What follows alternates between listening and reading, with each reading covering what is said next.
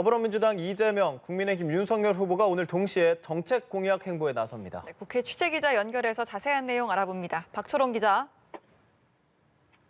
네, 국회입니다. 이재명 후보는 오늘 오후 여의도 민주당사에서 임산부와 산후조리업계 종사자들과 만납니다. 이 자리에서 산후조리 과정의 어려움을 듣고 공공산후조리원 확대 등 지원 방안을 모색할 전망입니다. 윤석열 후보는 국민의힘 당사에서 경선 이후 처음으로 직접 공약을 발표했습니다. 일자리야말로 최고의 복지이기 때문에 좋은 일자리를 많이 만들고 성장 패러다임을 전환해 우리 경제의 성장 잠재력을 2배로 키우겠다고 강조했습니다.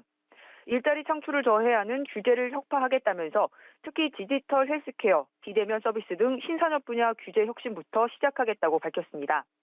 취약계층에 대해선 국민 기초생활보장의 생계급여 대상을 확대하고 아동, 노인, 장애인에 대해선 추가급여를 주겠다고 약속했습니다.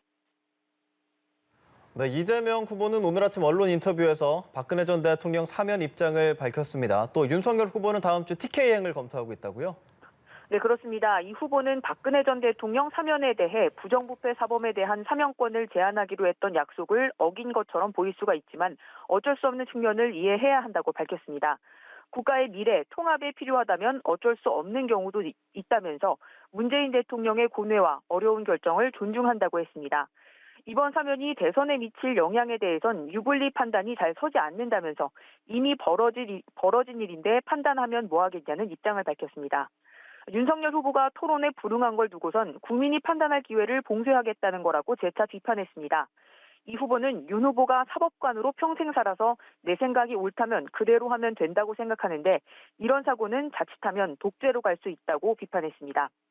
앞서 늦었지만 사면을 환영한다는 입장을 밝힌 윤석열 후보는 29일 대구 경북 방문을 검토하고 있습니다.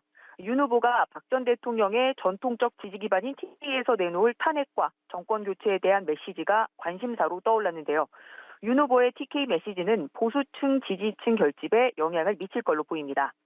한편 윤 후보 부인 김건희 씨는 오늘 오후 허위 이력 의혹과 관련해 직접 대국민 사과에 나설 걸로 알려졌습니다.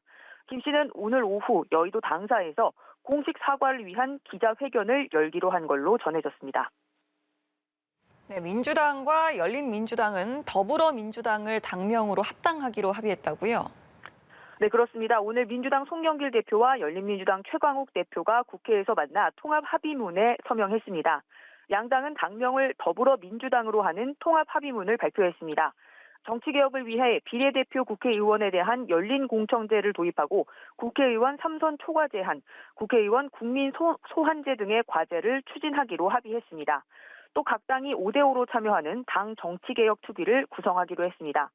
민주당과 열린민주당이 당내 합당 절차를 걸쳐 다음 주 통합 작업이 마무리될 전망인 가운데 이 대권 판도에 어떤 영향을 미칠지 주목됩니다.